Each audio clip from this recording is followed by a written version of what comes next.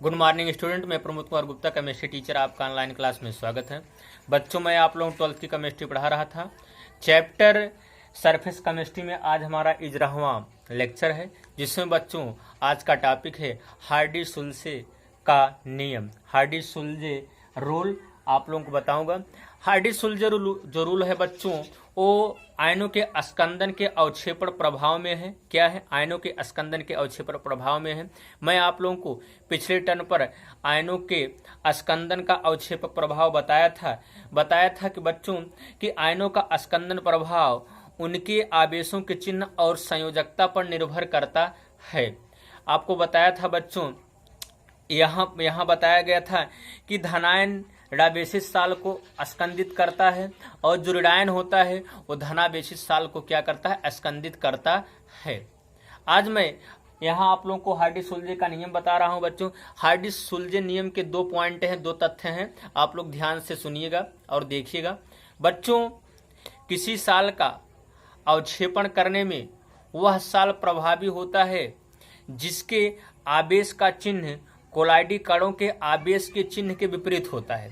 अर्थात बच्चों, कोलाइडी कणों के आवेश का चिन्ह अगर धनायन है तो ऋणायन ही क्या करेगा? उसके अस्कंदन में भाग लेगा, उसके अस्कंदन को क्या करेगा? प्रभावित करेगा। अगर हमारा साल बच्चों धनायन है तो ऋणायन उसके स्कंदन को क्या करता है? प्रभावित करता है। पहला पॉइंट आप लोग बताए गए। दूसरा पॉइंट है बच्चों कि आयनों का अस्कंदन प्रभाव आयनों की संयोजकता बढ़ने के साथ बढ़ती है।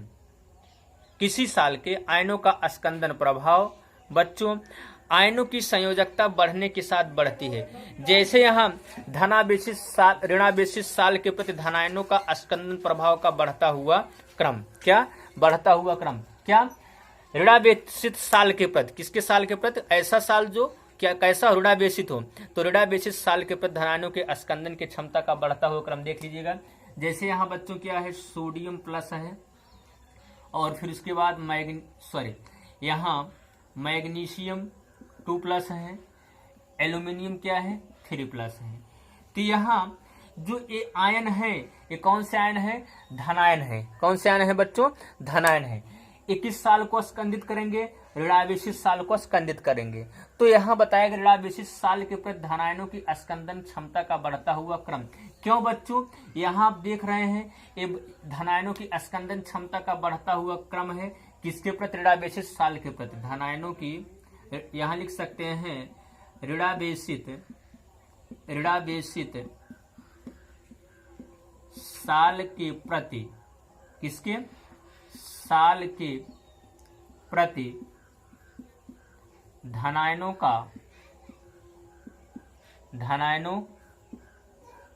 के अस्कंदन प्रभाव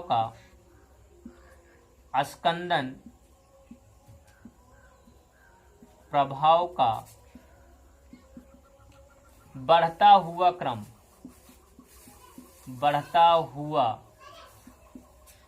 क्रम। बच्चों, यहाँ आप देख रहे हैं कि ये आयन है, जो कौन से आयन है? धनायन है। ऋणावेशित साल के प्रति धनायनों के अस्कंदन प्रभाव का बढ़ता हुआ क्रम। कहने का तात्पर्य हुआ बच्चों, अगर धनायनों की संयोजकता क्या हो रही है? बढ़ रही है, तो इसमें ऋणावेशित साल को अस्कंदित करने का प्रभाव भी क्या होगा? उसका बढ़ेगा। क्या होगा? बढ़ेगा। फिर उसके बाद दूसरा है ऋणावेशित साल के प्रति धनावेशित साल के प्रति ऋणायनों के अस्कंदन क्षमता का बढ़ता हुआ क्रम। किसके? धनावेशित साल के प्रति। तो ऋणायनों के अस्कंदन क्षमता का बढ़ता हुआ क्रम। जैसे यहाँ हो गया Cl माइनस हो गया, ऋणायन है। सल्फेट आयन हो गया। क्या हो गया? सल्फेट आयन हो गया। इसी प्रकार से PO4 3 माइनस हो गया। फिर इसके बाद FeCN का होल 6 4 माइनस। तो यहाँ आप देख रहे हैं ऋणायनों की क्या हो रही है? संयोजकता बढ़ रही है। यहाँ 1, यहाँ 2, यहाँ 3 और यहाँ 4। तो ये क्या है? ये धनावेशित साल के प्रति धनावेशित साल के प्रति, किसके? साल के प्रति ऋणायनों के अस्कंदन प्रभाव का प्रभाव का बढ़ता हुआ क्रम, बढ़ता हुआ क्रम। कहने का तात्पर्य हुआ बच्चों कि अगर ऋणायनों की क्या हो रहे हैं, यहाँ संयोजकता बढ़ रही है, तो ऋणायनों के धनावेशित साल के प्रति उनकी मतलब स्कंदन क्षमता भी क्या होगी, बढ़ेगी। आप देख रहे हैं यहाँ 1 थी, यहाँ 2 थी, यहाँ 3 थी, यहाँ 4 है। इन ऋणायनों की मतलब संयोजकता बढ़ रही है, तो ये धनावेशित साल को स्कंदित करने की इसमें क्षमता क्या होगी, बढ़ेगी। ऊपर वाला आप लोगों ने देखा कि हमारे क्या थे, धनायन थे, धनायनों की संयोजकता बढ़ रही थी, तो ऋणावेशित साल को स्कंदन करने के प्रति उनकी क्षमता क्या हो रही थी, बढ़ रही थी। यही है क्या बच्चों, हार्डी-सुलजे का नियम। अब मैं आप लोगों को बच्चों बताऊंगा विद्युत अपघट्ट का उड़न मान। क्या बताऊंगा, विद्युत अपघट्ट का उड़न मान। इसको हम मिटा रहे हैं बच्चों, विद्युत अपघट्ट का, विद्युत अपघट्ट का उड़न मान, उड़न मान। बच्चों इसको इंग्लिश चलिए छोड़ दीजिए। विद्युत अपघट्ट का उड़न मान, इसको इंग्लिश में बोलते हैं flocculation of value electrolyte, flocculation value of electrolyte. तो देखिएगा उड़न मान की डिफिनीशन बताऊंगा बच्चों। बहुत से ऐसे विद्युत अपघट्ट होते हैं जिनका उड़न मान क्या होता है, कम होता है। बहुत से ऐसे विद्युत अपघट्ट होते हैं जिनका उड़न मान क्या होता है, अधिक होता है। तो बच्चों किसी साल का उड़न मान, क्या, किसी साल का उड़न मान या अर्थात स्कंदन करने के लिए, क्या करने के लिए, स्कंदन करने के लिए आवश्यक विद्युत अपघट्ट की न्यूनतम सांद्रता, क्या, न्यूनतम सांद्रता, न्यूनतम सांद्रता विद्युत अपघट्ट का उड़न मान कहलाता है। ठीक, तो यहां ध्यान सुनिएगा बच्चों, किसी साल का उड़न मान, किसी साल का उड़न मान अर्थात स्कंदन करने के लिए आवश्यक विद्युत अपघट्ट की न्यूनतम सांद्रता, जो कि किसमें हो, मिलीमोल प्रति लीटर में हो, सांद्रता किसमें हो, मिलीमोल प्रति लीटर में हो, उस विद्युत अपघट्ट का क्या कहलाता है, उड़न मान कहलाता है। बच्चों एक अच्छे विद्युत अपघट्ट का उड़न मान बहुत कम होता है। क्या, एक अच्छे विद्युत अपघट्ट का बच्चों उड़न मान बहुत कम होता है। विद्युत अपघट्ट में उपस्थित सक्रिय आयनों की सांद्रता बढ़ने के साथ, कोई भी विद्युत अपघट्ट हो उसमें सक्रिय आयनों की सांद्रता बढ़ रही है, तो सांद्रता बढ़ने अर्थात संयोजकता बढ़ने के साथ साथ बच्चों उस विद्युत अपघट्ट का उड़न मान क्या होता है, घटता है। मैंने आप लोगों को बताया एक अच्छे विद्युत अपघट्ट का उड़न मान क्या होता है, कम होता है। और फिर यहां बता रहा हूं बच्चों कि विद्युत अपघट्ट में उपस्थित सक्रिय आयनों की संयोजकता या सांद्रता संयोजकता बढ़ने के साथ साथ उस विद्युत अपघट्ट के उड़न मान क्या होता है, घटता है। क्या होता है, घटता है। ये हो गया बच्चों आप लोग बताया गया उड़न मान। अब मैं आप लोगों को बताऊंगा पारस्परिक स्कंदन। अगला टॉपिक है पारस्परिक स्कंदन। पारस्परिक स्कंदन, इसको इंग्लिश में बोलते हैं बच्चों mutual coagulation, mutual coagulation, coagulation, पारस्परिक स्कंदन अर्थात दो साल एक दूसरे द्वारा दोनों क्या हो जाएंगे, स्कंदित हो जाएंगे। क्या हो जाएंगे, स्कंदित हो जाएंगे। तो हम कह सकते हैं बच्चों दो विपरीत आवेश, ऐसा साल हो चाहे जो दोनों क्या हो, विपरीत आवेशित हो। तो दो विपरीत आवेशित साल द्रव विरोधी सालों को, कौन सा साल होना चाहिए, द्रव विरोधी। दो विपरीत आवेशित साल हो और कैसा होना चाहिए, द्रव विरोधी। तो बच्चों दो विपरीत आवेशित द्रव विरोधी सालों को परस्पर उचित अनुपात में मिलाने पर, क्या, परस्पर उचित अनुपात में मिलाने पर दोनों साल एक दूसरे को स्कंदित करते हैं। इस क्रिया को क्या बोलते हैं, पारस्परिक स्कंदन कहते हैं।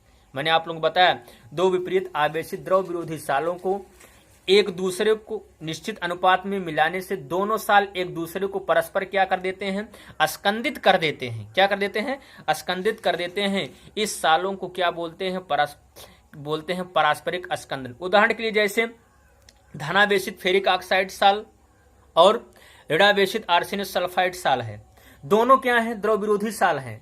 इन दोनों को हम उचित अनुपात में क्या कर देते हैं, मिला देते हैं। तो बच्चों जो आर्सेनिक सल्फाइड साल है वो फेरिक ऑक्साइड के साल को क्या कर देता है, अस्कंदित कर देता है, और फेरिक ऑक्साइड साल क्या करता है, अर्सेनिक सल्फाइड साल को क्या कर देता है, अस्कंदित कर देता है। फेरिक ऑक्साइड का जो साल है वो धनावेशित है, अर्सेनिक सल्फाइड का साल क्या है, ऋणावेशित साल है। दोनों क्या है, विपरीत आवेशित द्रव विरोधी साल हैं, जो एक दूसरे को क्या करता है, अस्कंदित कर देता है। यहाँ आप लोग बताया गया बच्चों, यहाँ पारस्परिक अस्कंदन बताया गया। अब मैं आप लोगों को बताऊंगा बच्चों, रक्षण प्रोटेक्शन किसे कहते हैं, रक्षण किसे कहते हैं, प्रोटेक्शन। यहां रक्षण प्रोटेक्शन क्या बच्चों, प्रोटेक्शन। किसका प्रोटेक्शन, साल का, किसका, साल का। यहां बच्चों अस्कंदन को क्या करेंगे, रोकेंगे। किसी के द्वारा क्या होगा, अस्कंदन रुक जाएगा। ठीक, एक साल का अस्कंदन दूसरे साल द्वारा उसका अस्कंदन क्षमता को क्या कर देगा, रोक लेगा। ठीक, तो बच्चों आप लोग बताया गया है द्रव स्नेही साल विद्युत अपघट। द्रव स्नेही साल में अगर हम विद्युत अपघट की थोड़ी सी मात्रा डालते हैं तो अवक्षेपित नहीं होता है। क्या होता है, अवक्षेपित नहीं होता है। तो बच्चों किसी द्रव विरोधी साल में रक्षण, मैं बता रहा हूं, किसी द्रव विरोधी साल में द्रव स्नेही कोलाइड डाल देने से वह विद्युत अपघट्ट द्वारा सरलता से अस्कंदित नहीं होता है। किसी द्रव विरोधी साल में हम क्या डाल देते हैं, द्रव स्नेही कोलाइड डाल देते हैं, तो बच्चों वह विद्युत अपघट्ट द्वारा सरलता से अस्कंदित नहीं होता है। ठीक, उदाहरण के लिए जैसे गोल्ड साल है। गोल्ड साल कैसा है, द्रव विरोधी साल है। कौन सा साल है, द्रव विरोधी साल है। तो गोल्ड साल में हम जिलेटिन साल डाल देते हैं। जिलेटिन साल क्या है, द्रव स्नेही साल है। कैसा साल है, द्रव स्नेही। वह बच्चों गोल्ड साल द्रव विरोधी जिलेटिन साल के द्वारा उसमें जब विद्युत अपघट्ट डाल देते हैं वो अस्कंदित नहीं होता है। तो हम कह सकते हैं बच्चों, इसकी डिफिनेशन दे सकते हैं, द्रव स्नेही कोलाइड की उपस्थिति में द्रव विरोधी कोलाइड का विद्युत अपघट्ट द्वारा अस्कंदन रुक जाता है। इस प्रक्रिया को क्या बोलते हैं, रक्षण कहते हैं, प्रोटेक्शन कहते हैं। ठीक, फिर से एक बार सुनिए परिभाषा बच्चों। यहां पर आप लोग को मैं परिभाषा बताया था कि क्या बताया था कि द्रव स्नेही कोलाइड की उपस्थिति में, क्या, द्रव स्नेही कोलाइड की उपस्थिति में द्रव विरोधी, क्या, द्रव विरोधी साल डाल देने से विद्युत अपघट्ट द्वारा उसका अस्कंदन रुक जाता है। इस क्रिया को क्या बोलते हैं, रक्षण कहते हैं, प्रोटेक्शन कहते हैं। अब मैं यहां आप लोग बताऊंगा द्रव स्नेही कोलाइडों का स्वर्णांक। अगला टॉपिक है बच्चों, द्रव स्नेही कोलाइडों का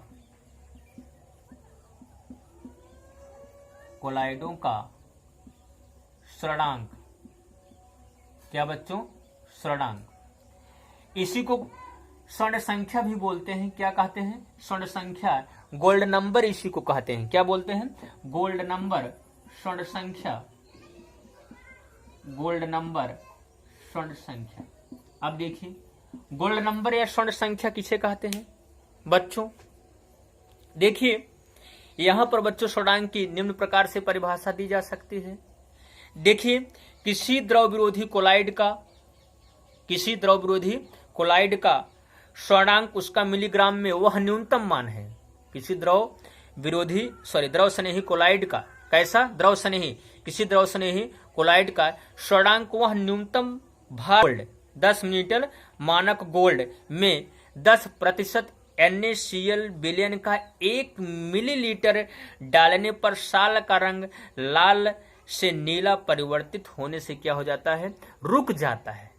क्या हो जाता है, होता नहीं, क्या हो जाता है, रुक जाता है। किस लाल होने मतलब लाल से नीला होने में क्या हो जाता है, रुक जाता है। उसका क्या कहलाता है, स्वर्णांक संख्या कहलाती है। यहां मैं आप लोगों को बच्चों स्वर्णांक संख्या के विषय में आपको बता दिया। आज के लिए बस इतना ही। मैं आप लोगों को इसमें केवल 2 टॉपिक बचा हुआ है बच्चों इस चैप्टर में। कल मैं आप लोगों को साबुन की निर्मलन क्रिया बताऊंगा और नैनो मटेरियल्स, नैनो पदार्थ क्या है उसी के विषय में बताऊंगा। आज के लिए बस इतना ही बच्चों। Thank you. जय हिंद, जय भारत।